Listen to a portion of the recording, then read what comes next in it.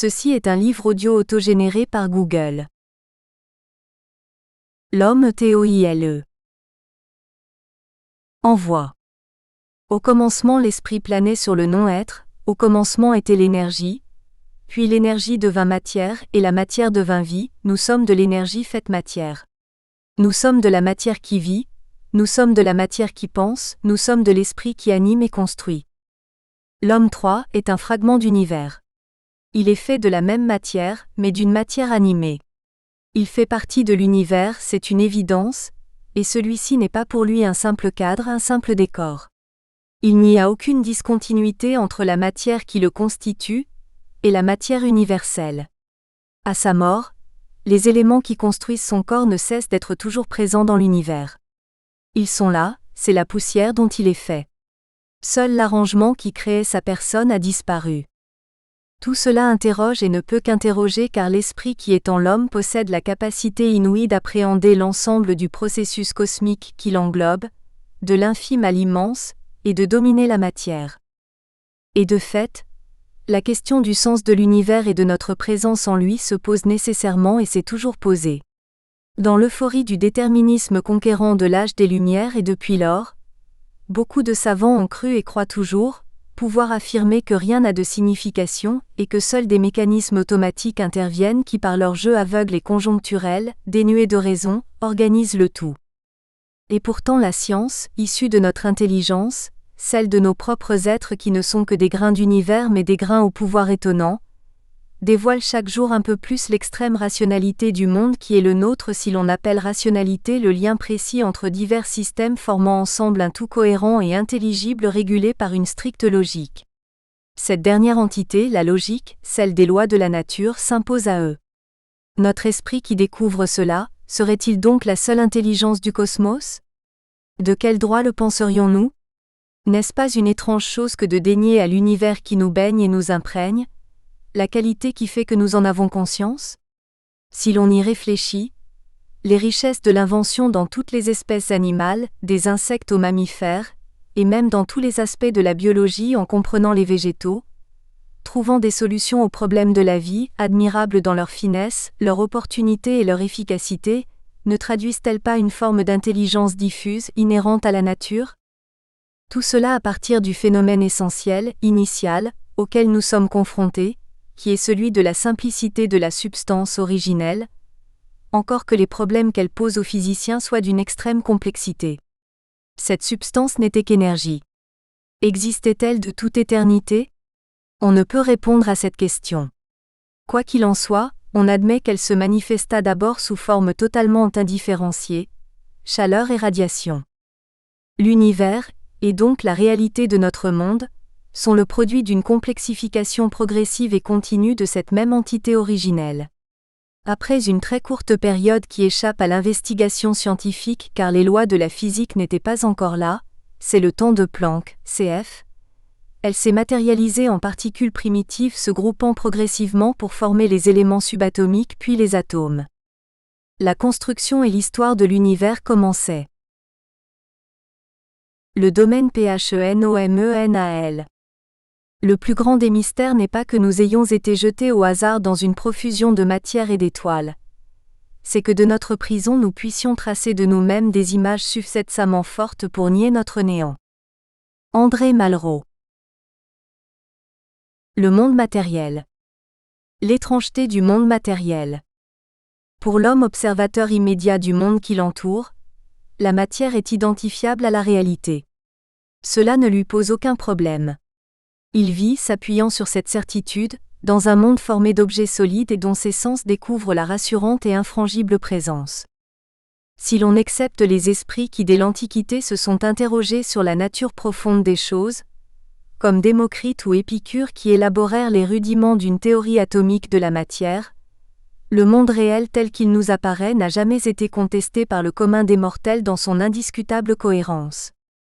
Bien entendu, il y eut très tôt aussi les tenants d'un monde plus abstrait où les idées et la forme étaient le support de la réalité. Platon a été le flambeau de cette conception, flambeau dont la lueur nous parvient encore. Mais il a fallu attendre les progrès de la méthode scientifique, faite de rigueur et de précision de plus en plus aiguë dans l'observation, l'analyse et l'interprétation des phénomènes, pour atteindre le niveau de pénétration actuel et la mise en évidence de l'extrême complexité de la réalité. Les plus grands savants ont des approches qui sur bien des points touchent désormais à la transcendance. 6. La surface des choses a été percée. À l'observateur global et immédiat d'autrefois, a succédé un scrutateur doué d'une acuité d'esprit inégalée et bardé d'une technologie toujours plus élaborée. Pour lui, le monde physique révèle désormais toute son étrange complexité, et aussi sa fragilité. Même la terre ferme ne l'est plus tant que cela. Nous savons que nos continents flottent sur un magma liquide, qu'ils dérivent lentement et que de cet équilibre instable résultent, de temps à autre, les éruptions, les séismes et autres cataclysmes. Mais le plus déconcertant se situe au niveau microscopique.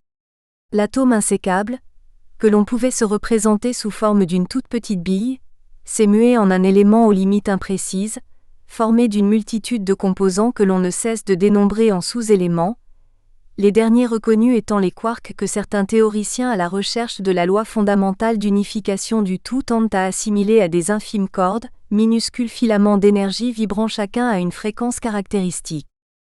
La mécanique quantique, qui a par ailleurs démontré sa force et sa fiabilité dans le feu de l'expérience, interdit de définir en une même fois la vitesse et la localisation de ces éléments atomiques dont la situation dans l'espace ne peut être déterminée que par probabilité statistique. Leur matérialité perd son sens habituel puisqu'ils peuvent être à la fois ondes et particules. Et la physique moderne abonde en questionnements véritablement transcendantaux. Ainsi, la simple observation d'un phénomène en modifie le comportement. Autrement dit, les résultats d'une expérience quantique sont affectés par l'examen et les décisions de l'observateur. Par ailleurs, aussi, deux particules issues d'une même intervention sur un atome restent liées par une information commune. Cette inséparabilité CF demeure quelle que soit la distance qui sépare ces éléments, même à l'échelle cosmique. Il s'agit là de l'effet EPR, confirmé expérimentalement par Alain Aspect. La conception de l'espace-temps dépasse désormais le sens commun. Les deux entités sont étroitement liées, l'une ne va pas sans l'autre. Espace et temps sont apparus tous deux au début de la création de l'univers. Les savants prudents disent la singularité initiale, c'est-à-dire lors du Big Bang selon l'expression désormais consacrée. À l'instant zéro, il n'y avait pas d'espace. La notion de temps elle-même lui est relative. La démonstration d'Einstein est désormais classique. Même pour des non-physiciens, cette notion fait toujours appel à une référence spatiale, ne fût-ce que par la représentation ou la quantification utilisée qui par définition s'inscrivent dans une surface, une étendue ou un volume. Et que dire de la matière qui ne peut être que dans l'espace et dans le temps? Ce dernier, tel que nous le percevons, n'est pas une référence absolue. Il existe seulement relativement à un système en évolution. C'est l'écoulement du système qui nous donne l'idée de durée. Tout cela a été acquis par la science qui a poursuivi au cours des siècles un long travail de déchiffrement de l'univers. De véritables prodiges ont été accomplis, et cependant nous devons modestement être conscients que cette grande entreprise n'en est encore qu'à ses débuts. Les premiers essais de l'esprit humain dans l'observation et l'interprétation des phénomènes remontent à quelques millénaires, presque rien dans l'histoire de l'univers. Le champ de l'inconnu reste immense. Pourtant se dessine déjà, grâce à tous les acquis de la recherche scientifique, une vision de la cosmogénèse sous toutes ses formes, physiques, chimiques, biologiques et psychologiques, qui émerveille et qui ne peut qu'interroger. Si la science se refusait jusqu'ici au moindre questionnement dans la recherche d'un sens, domaine considéré comme n'étant pas de son magistère, si elle se méfiait et se méfie toujours d'une tendance de l'homme à l'anthropomorphisme, elle doit faire face de plus en plus à la richesse des informations qu'elle a elle-même recueillies et qui l'entraînent loin de son propre mécanicisme, voire de son mécanomorphisme primitif. Une véritable révolution s'opère dans les paradigmes CF, fondamentaux qui poussent certains scientifiques à sortir de leurs réserves. Le vrai savant, le fondamentaliste, se disait libéré de toute contingence pratique. Il faisait en outre confiance en la bonté naturelle de l'homme en comptant sur l'intelligence de ses semblables, pour trouver des applications heureuses à ses découvertes. Encore assez proche de nous, Pasteur a été le représentant emblématique de la grande et belle science totalement désintéressée. Mais qui peut dire à quoi peut mener l'esprit d'entreprise de l'être humain? Et qui dit science, dit technologie, et là nous entrons dans le domaine pratique où des impératifs triviaux nous entraînent loin de toute rêverie plus ou moins utopique. Cependant les avancées sont tellement prodigieuses qu'elles engagent désormais le sort de notre espèce humaine. Vers où aller? La science n'a pas à nous dire quoi faire. La morale n'est pas son domaine. Alors on invente les comités d'éthique plus acceptables dans l'air du temps. Un grand savant indien contemporain, astrophysicien fondamentaliste, écrit dans sa contribution au livre de Jean Stone, de nombreux penseurs ont noté qu'un voile de désenchantement tendait à nous recouvrir progressivement, tant il est vrai que la science décrit tout autant l'humanité que la nature en des termes purement réductionnistes, privant la vie de sens et de valeur. Depuis que Descartes et Locke ont réalisé leur très importante contribution à la science, la théorie du savoir a progressivement banni les considérations de valeur et les a chassées de leur place centrale au sein de la pensée humaine. Pourtant, le besoin renouvelé d'une sagesse est ressenti de plus en plus intensément. On ne peut s'en passer pour instruire et former la jeunesse, et pour lui rendre la foi en l'avenir sans laquelle tout effort est vain. C'est aussi et surtout une nécessité évolutive car dans notre système complexe et insaisissable, le chaos, qui n'est pas rassurant dans son hypothétique déterminisme, nous attire comme un gouffre menaçant. Pour le renouvellement de nos systèmes de valeurs référentielles, le paradigme CF réductionniste est totalement insuffisant. Cette reconversion doit se faire avec la vision du réel qui est celle d'aujourd'hui, et elle doit s'adapter aux apports de la science elle-même. Cette règle doit s'imposer aux théologiens comme à tous ceux qui se penchent sur l'ontogenèse du phénomène vital et de la pensée qui lui est liée.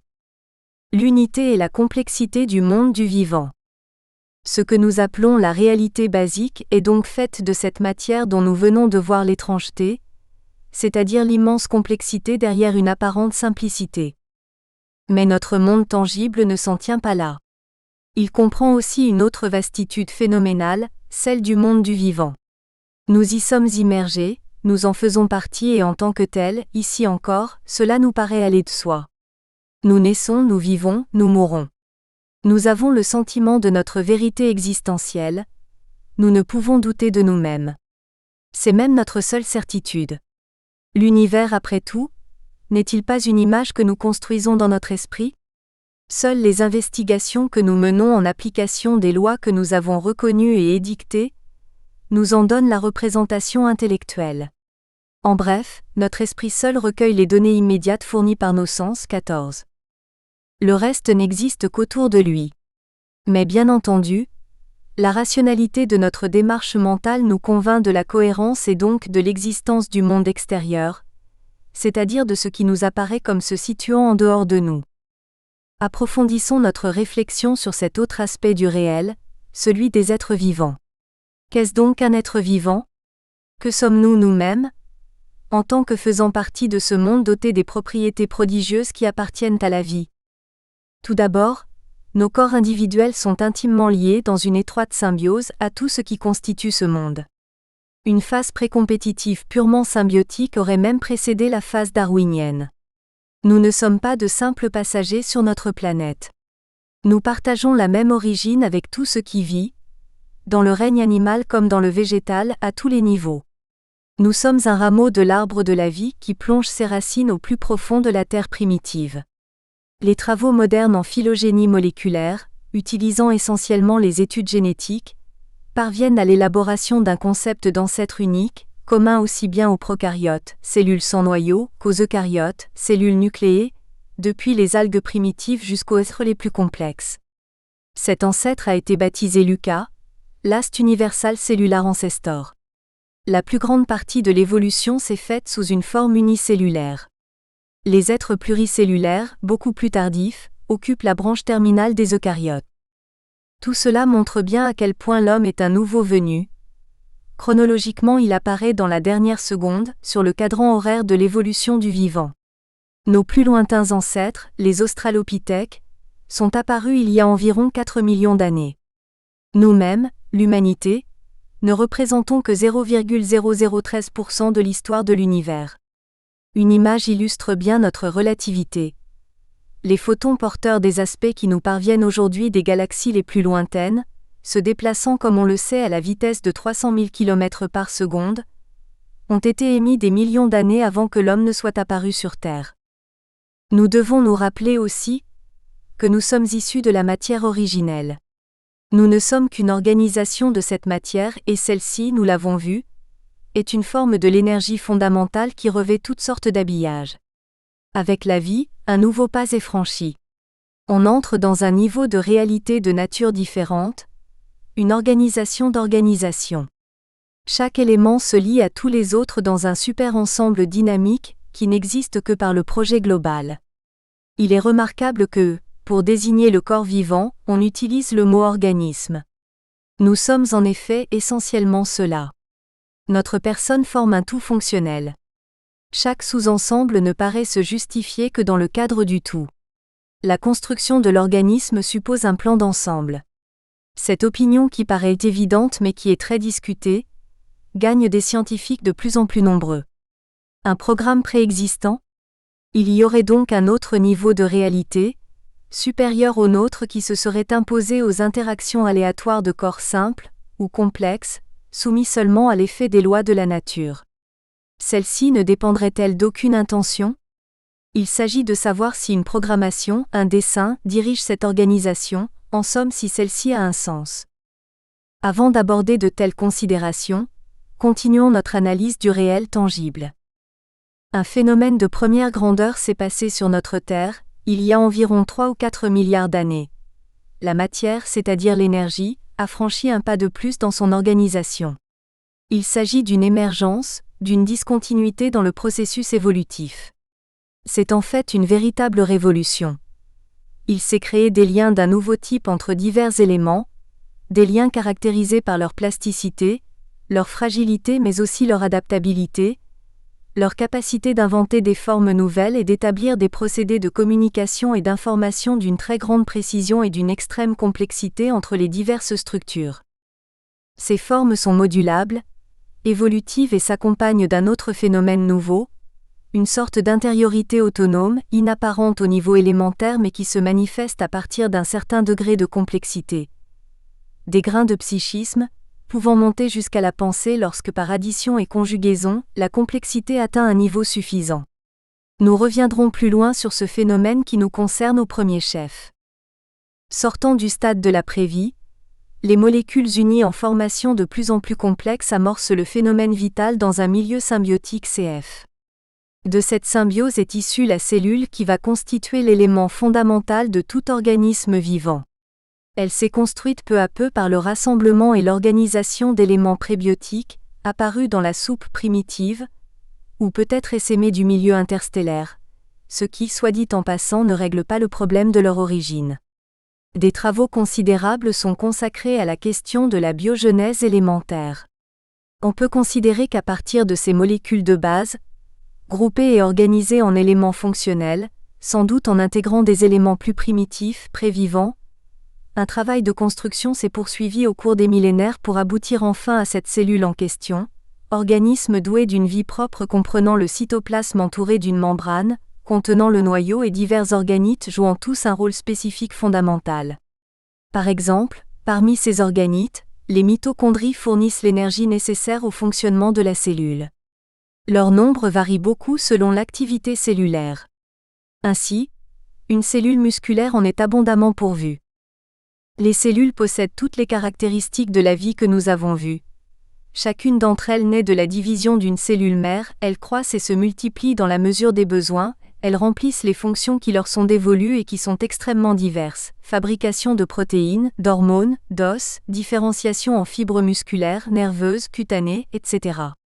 Elles se comportent donc en êtres vivants, se nourrissant, respirant et éliminant leurs déchets grâce à l'irrigation sanguine, luttant pour la vie en se défendant des agressions, réparant les lésions éventuelles, mourant enfin si leurs agresseurs sont les plus forts ou lorsque leur fonction est accomplie et selon la durée de vie inscrite dans leur programme d'apoptose CF, qui fixe leur longévité selon les besoins de l'espèce.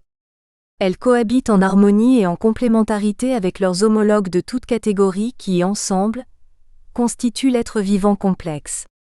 Groupées dans leurs spécialités respectives, Elles forment les organes nécessaires à l'individu totalisé et là encore, chaque organe occupe sa place, fonctionne en coopération avec les autres et se développe selon un programme préétabli, caractéristique de l'espèce. La régulation. Bien que les lois de l'hérédité aient été mises en lumière à la suite des travaux de Mendel, le programme génétique est une découverte des temps modernes, découverte majeure s'il en est, véritable séisme bienvenu dont l'épicentre fut la découverte de la structure de l'acide désoxyribonucléique ou ADN par Watson et Crick, prix Nobel 1962. C'est le support de l'information génétique, merveille de simplicité dans la complexité.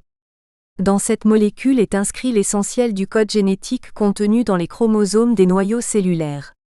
En simplifiant à l'extrême, nous rappellerons que l'information génétique inscrite dans l'ADN repose sur les combinaisons de 5 molécules ou bases appelées nucléotides, assemblées en triplets selon diverses séquences.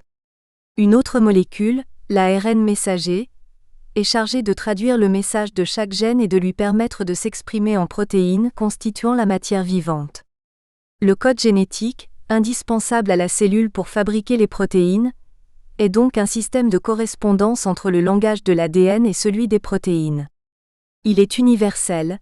Chez tous les êtres vivants, un même triplet de nucléotides correspond à un même acide aminé. Le programme qui intervient dans la morphogenèse et le fonctionnement de tout organisme est inscrit dans la séquence des gènes.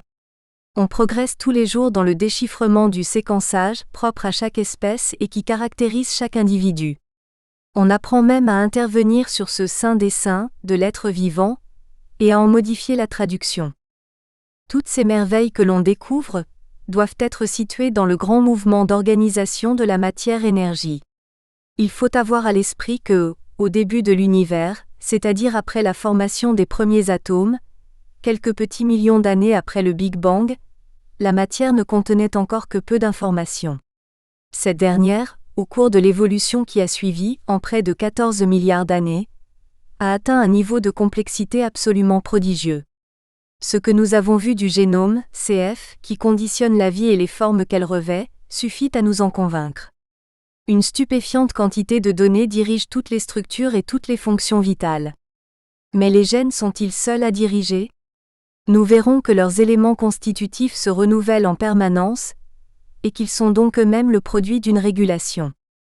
Les évolutionnistes classiques diront que cela s'est établi par auto-organisation purement contingente, sélectionnée par le milieu. À l'apparition de la vie, celui-ci n'était pourtant qu'à un stade de complexité encore faible. Était-il dès lors capable d'anticiper sur ce vers quoi mènera l'évolution, dans toute l'infinie variété qui sera la sienne ? Tout évolue en même temps. Et donner la priorité absolue au seul milieu, lui-même évolutif, ne me paraît pas reposer sur une rationalité irréprochable. À titre peut-être encore seulement anecdotique, signalons en outre certains travaux modernes semblant montrer que le cytoplasme et la membrane cellulaire pourraient par eux-mêmes remplir des fonctions d'adaptation à des stimuli complexes. Ainsi l'ami pourrait survivre pendant 2 ou 3 mois, privé de son noyau, siège en principe de la totalité du logiciel génétique et du programme qui y est classiquement inscrit.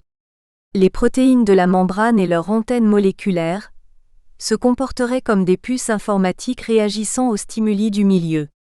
Les néognostiques pourraient-ils y voir la confirmation de leur vue sur une sorte d'intelligence primordiale diffuse ? L'organisme. La démarche scientifique analytique classique consiste à partir du tout pour descendre vers les composants.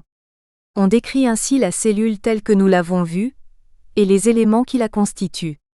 L'organisme d'un être vivant résulte du rassemblement de l'union, pourrait-on dire, d'une immense population de cellules, se comptant en nombreux milliards. Cette population s'organise pour former les différents tissus, les différents viscères. Tous réunis et organisés, ces éléments constituent notre corps. L'ensemble est bien défini dans sa forme et dans ses fonctions. Chaque individu est un tout original avec des caractères spécifiques propres, qui permettent de l'identifier avec une certitude pratiquement absolue.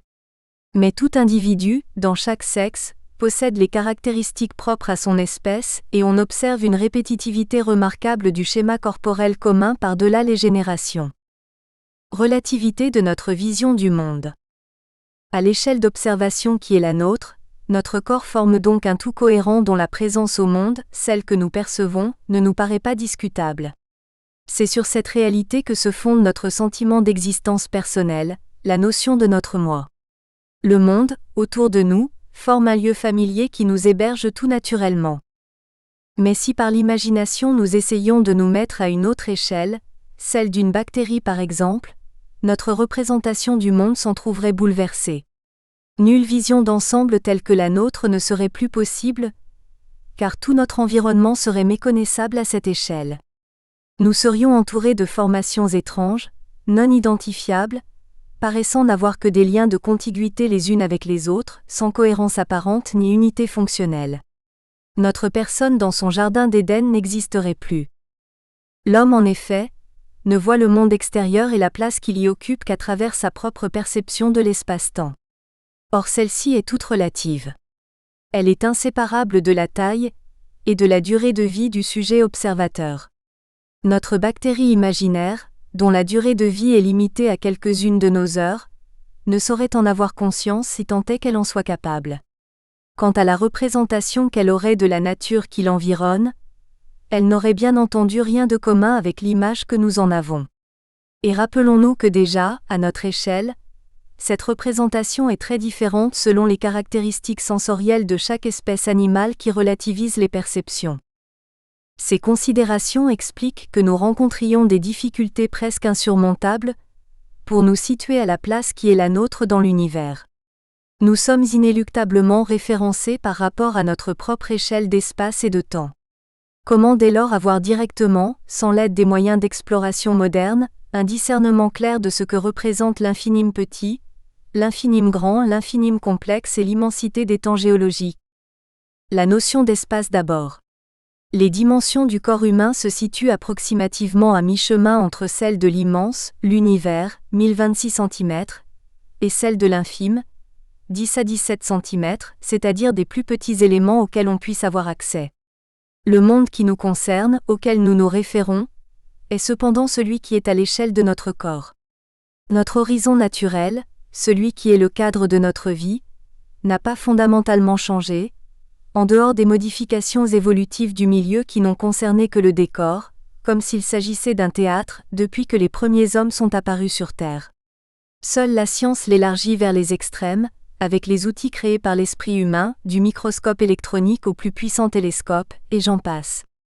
Elle nous fait prendre conscience de notre place réelle dans le tissu matériel et dans le processus cosmique.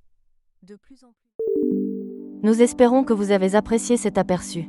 Pour continuer à écouter ce livre audio sur Google Play Livres, utilisez le lien dans la description de la vidéo.